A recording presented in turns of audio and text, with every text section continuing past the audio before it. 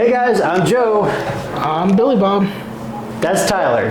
So we wanted to go ahead and talk to you today about other ideas and places you could possibly go depending on where you live to try to find cheap computers. So we like to try to have Goodwills as often as we can, but sometimes you get lucky, sometimes you don't. And trying to find a computer at Goodwill, well, let's just say that's a hard thing to do. It doesn't happen every day. Maybe once a year if you're lucky, you might be able to find something like that. So you have to get creative and find other places. Flea markets, antique shops, pawn shops, whatever you can think of, you'll be surprised at where you can find computers and electronic devices. We just happen to live not too far, about an hour away from a recycle center. So we decided to go check out the recycle center because I had noticed that it looked like it had a shop in it, and I was right, it does have a little shop. And so we found a nice little computer for about $100. What this is an i5 9th gen, so it's a 6-core, 6-thread processor. I think it's like 3.2 or 3.4 gigahertz speed, which is fairly decent, and you can use it for Windows 11, no problem. It came with 16 gigabytes of RAM. The speeds are 2666 megatransfers per second, and then all you had to do is just put an M.2 in it, and then you can put an operating system on it. We just had to put an SSD inside of it, and it was ready to go. Now, obviously, we have to install an operating system too. Now, normally, people will use Windows, but I'm sure you've heard the name Linux in the past and seen the little penguin and been curious, what is Linux? How does it work? Well, Linux is just an operating system, just like Windows, just like Mac OS, or maybe if you have any kids in school, like a Chromebook OS. It's another operating system. But the cool thing about Linux is it's an open source operating system. So it gives people who are programmers and people who create stuff to have the opportunity to be able to take the operating system and configure it in all different kinds of ways, and you don't have to pay for it. It's all free. You can go online, download it onto a flash drive, and install it onto pretty much anything that you want for the most part. And another cool thing about Linux is, say you have an old laptop sitting around, or you have a very old computer. Now, in the life of computers, this is a fairly old computer because the computer is 9th gen, so it's 5 years old. But say you have a computer that's 10 years old, you can install Linux on it and give it new life. Because the cool thing about Linux, it's a super light operating system. When I say light, which means, I mean it's not heavy. Windows, very heavy. Even Windows 10 was a fairly heavy operating system. Mac OS, heavy operating system. If you know anybody that has Android or Chrome OS, that is along the same realm or same lines of Linux. It's a very light operating system. So the very cool thing about it is trying to come around to all this, so I'm explaining everything, is that you can put Linux on an old computer and use it again because it doesn't need much in the way of hardware. 4 gigabytes of RAM, 8 gigabytes of RAM, any kind of SSD, or even an old hard drive, even though I wouldn't recommend a hard drive because they are slow. But you can install an SSD on pretty much anything nowadays. Even old computers, you can pull the hard drive out and get a 2.5-inch SSD, which uses the same connectors to plug it in and make the computer that much faster. You can have an i5 from 10 years ago. You can have an i7 from 10 years ago, even an i3 from 10 years ago, and you can put Linux on it and be able to use 25 gigs. Yeah, and you only need 25 gigs of storage. And then it only needs a 2-core processor and then a minimum of 2 gigabytes of RAM. Now, 4 gigabytes of RAM is recommended, but there are thousands of computers like that. They're just sitting around people's garages, attics, and flea markets. You will be able to find an old computer, put an operating system on it, and use it every day as an everyday use machine. Now, granted, I wouldn't try gaming on something like this, but for internet, for typing up documents, for watching videos, Netflix, kids surfing the internet, doing their homework, all that kind of stuff, which is what most people really use a computer for these days, you can use it for that. So if you have an old machine at home, don't throw it out. Give it new life by putting Linux on it. And on top of that, like I said with Linux is mostly free to use, so it doesn't cost anything. Using Windows, you have to pay for Windows license. It costs something. It doesn't cost just time. With Linux, all it does is a simple flash drive. You can put Linux on there, install it on this bad boy, and go to town. Now that my big rant is over and I've given you guys the biggest lecture on the face of the earth, let's get to business. Like I said, today we're going to install Linux on this thing. I might install Windows later on, but anyways, we're installing Linux. And the distro, or the version of Linux that we're installing, is called Mint. M-I-N-T, like peppermint. Or Mint Mobile. Yeah, like Mint Mobile. Mint is a very good version of Linux, especially if you're switching over from something like Windows or Mac OS, something along those lines. So it's very easy to use, especially for someone who's a beginner to Linux. I myself like to use Mint. I have used it for quite a few months. I have used Ubuntu as well as another option to choose from, but Mint, for the most part, from what I've gathered, is the easiest one for people to learn how to use. So that's what we're going to do today. So let's go ahead and get to work, and we are going to install Mint on this computer and show you guys how to set it up and how it works. Hold up there, Mr. Tyler. I'm going to move the camera over because we have it hooked up to the projector, and that way you guys can see us install Linux, and then you'll be able to hear our voices. I'm sorry you won't be able to see our sexy faces, but we have to work. We have to do stuff right now. So let's go ahead and move this over. So I went to the Mint website. I forgot. You'll have to Google it and try to find it. And I plugged in my USB flash drive, and it walked me through the processes of downloading it, and then I downloaded another program called Etcher, and all Etcher does is it allows you to install what they call create a boot drive onto a flash drive. It sounds super complicated, but I promise you it takes you 2 seconds, and it's entirely so easy to do it. If you can hook up a DVD player, you can do this if you want to. But anyways, I did that. I downloaded it and I created a bootable drive from the Mint website, and I installed it onto the flash drive, and then I just plugged in the flash drive into the computer, and it'll give you a couple different options. It'll give you the option to start Linux Mint, so you can actually use it before you install it if you didn't. So if you don't like it, you don't have to install it. But I usually just go ahead and install it because it takes 5 minutes to install. It's not a big deal. So the first option allows you to install it. You want to go down to what they call OEM install for manufacturers, which obviously we're not an actual manufacturer, but whatever. Last time I installed it, this is what I used, so it wasn't that complicated. So I hit enter, and now it's going to start the install from the flash drive. That little LM symbol, that's the Linux Mint symbol. So anytime you turn your computer on, you're going to see that like you would the Windows symbol. And no, it's not Mint that you actually eat. He's being goofy. Anyways, so Linux Mint, like I said, it's a very, very, very light operating system. So you can put this on a computer from like 10, 14 years ago, and it'll give that computer a whole new life. Now, will it be the fastest computer in the world? No. But will it work? Yes. And that is all that matters. Bingo! There we go. You touch this, I kill you. Let's give a big round of applause. So thank you. Okay, now we can read it. Yes, so we can. English is what we want. Yes, it is. Continue. And we want English US. Because we are in the United English States. US. Yep. Now, if you're in a different English-speaking country, obviously you'd pick that country. Because I hope you would, unless you just love the United States so much. And then continue, because it's for wireless. Actually, no, I want to go ahead and install. Okay. Yeah. Now you don't actually have to Connect. hook it up to the internet when you first do it, but I'm doing it just because it's easier. It'll let you install all the updates. We'll go ahead, hit connect. I will type in my super secret password that you guys cannot see.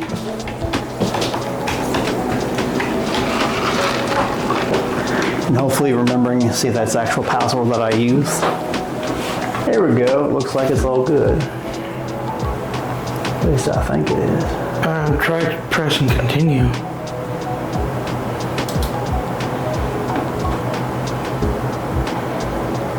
And my printer shows up every time. That's funny. Multi-codes, choose a password. I ain't worried about that.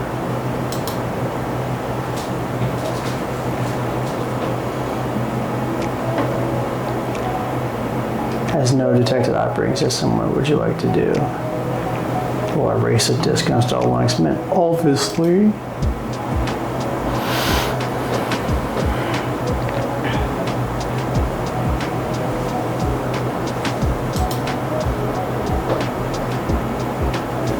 Now you have to pick what part of the world you're in. Obviously we're in the western United States, so we're picking that. We're in Phoenix. If I remember the football team, I would say the name, but I don't. So. And I'm just making up a random password. Of course, if Numbers Lock was on, that'd be nice.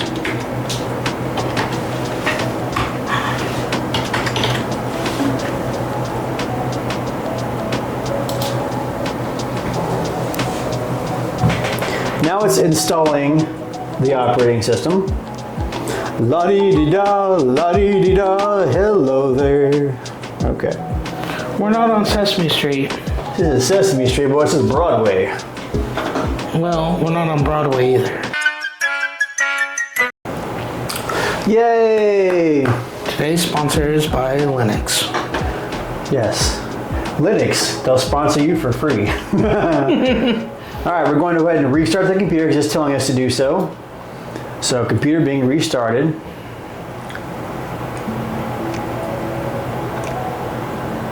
Please remove the installation media. So I'm taking out the USB drive, being done as I'm told because I'm being a good boy. And then I'm hitting the enter button.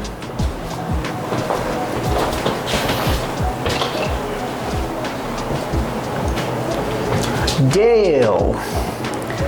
Hey Dale, you want to sponsor us? We need some sponsors. You can be the first. Razer or Logitech, if you're listening, we would love to be sponsored and test your products for you. And Mint, if y'all want to sponsor us too, we would love that. Anybody can sponsor us, to be honest with you. I don't care if you're a bakery in Milwaukee. We love sponsors. Alrighty guys, now we are officially in the big page. The big boy mode. Yeah, let me go ahead and adjust the picture here, because obviously it's hard to see. There we go. Because that side really doesn't matter all that much. There we go. There we go.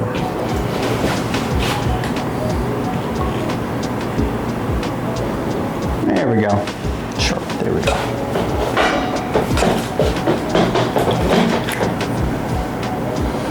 Oh, that thing's all crooked. I don't know. No, it's crooked. That's all right.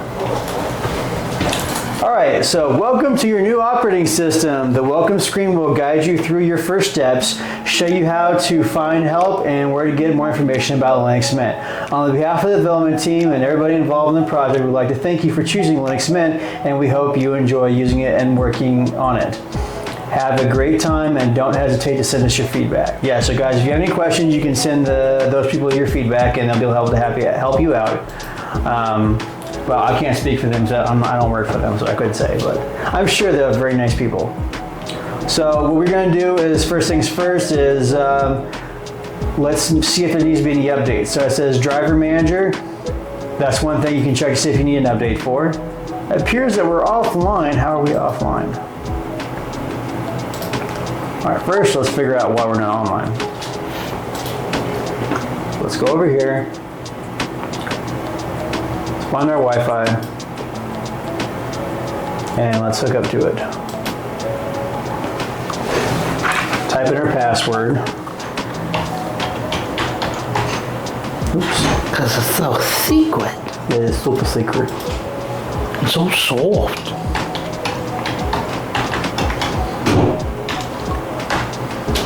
All right, now hopefully we can get online. Yay, we're online. Congratulations, guys. We are on the internet. Now we can do all the update thingies. All right, so as you can see, the home screen, it looks like a home screen like you see for Windows or for, Mac OS or anything. The only difference between Windows and this is the fact that on the home screen right here, you're not ever going to have all the icons, everywhere. They tried to organize it a little bit, so they put everything down here at the bottom. So you go down here to the little symbol, that's their start menu. You click on it and it pulls everything up. And you see this is just like Windows. There's not much of a difference at all between how this works. And then we're going to go ahead and do all of our updates. We're going to find a little update thingy, which is System Settings, Software Manager. Need to zoom out, we couldn't see. Okay. So I went to the Software Manager. It's looking up to see if there needs to be any updates done. And we're going to see if we have to do any updates, which we probably do. Probably at least quite a few updates, about 5 or 10 minutes worth. So we'll go ahead and get that taken care of while we're here. So down here on the other end of your toolbar where the little clock is, there's a whole bunch of symbols where you can see, your Wi-Fi and the battery. If there's I don't know why it shows a battery here, but there's no laptop, it's a tower. Anyways, there's a little shield, and that's what they call the Update Manager, and that's where you go and do all your updates. And you get the OK right here. It's going to look for any updates that it might need. A new version of Update Manager available, so we'll go ahead and apply the update. So we have to update the Update Manager, and then we can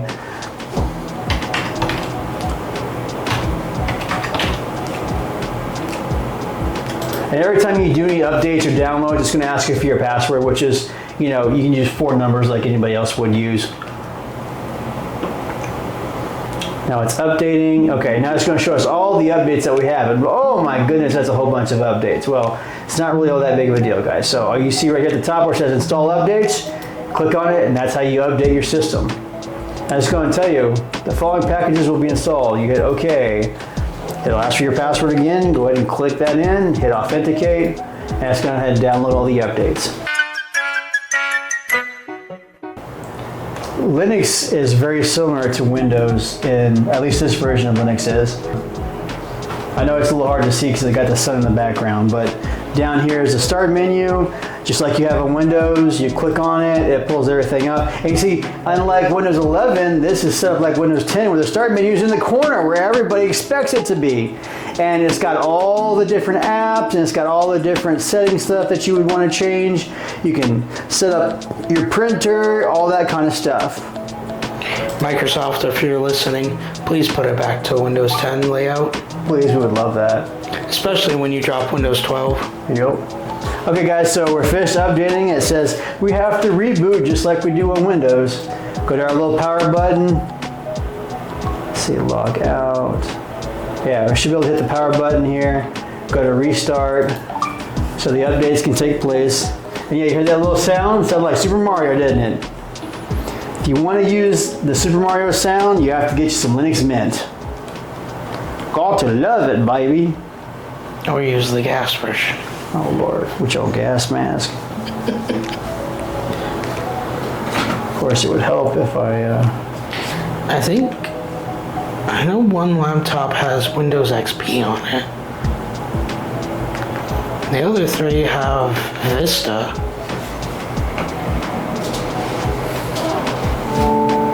There we go. But they all have... Now we're back in Linux Mint. Welcome to your new operating system. Well, I was just on the operating system, so let's go. And it'll have a little walkthrough so you guys can understand and see what everything does. I already know what it all does, so I'm not really worried about all that stuff. We're gonna go back down here to our little shield for our updates and make sure that we're all up to date on everything.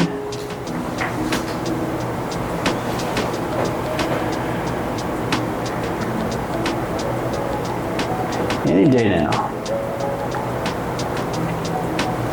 Okay, we are completely up to date. Yay! See, that wasn't so bad. And then we'll go over to Firefox. We'll open that up.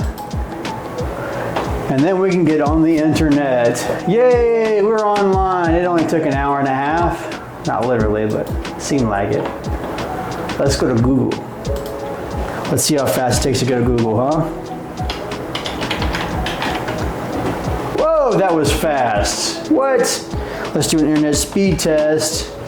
Let's see how fast our signal is. Of course, that has to do with your Wi-Fi adapter and your Wi-Fi, but let me show you how fast mine is. I have blazing speeds of up to 20 megabytes per second right now. I know you guys are jealous. It's okay. You usually have more. I do, but this is an older computer. So the upload is faster than the download was. Now, if I ran it again, it'd probably be very different. Yeah.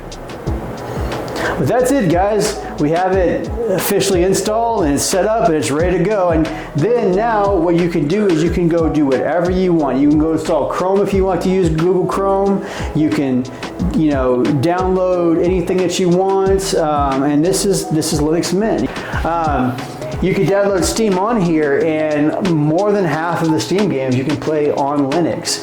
You can actually Google it, and it will show you this. Yeah, because if you've ever had a PlayStation or anything like that, that's all Linux-based gaming. And so Linux and Steam have teamed up, and they made it to where you can game on Linux. On that note, guys, we will leave you be, and we will show you what you can do with a cheap computer and just a little bit of free time and a flash drive, and you can put Linux on a computer and use it. And Linux is not something scary. Don't be scared of Linux. It's just like Windows, it's just like Mac OS, except it's free. You don't have to pay for it. So it's a good option for a lot of people who want to try to use it. Test it out, play around with it, see what you like. All right. So on that note, we'll let you guys bye, and we'll say sayonara and see you later.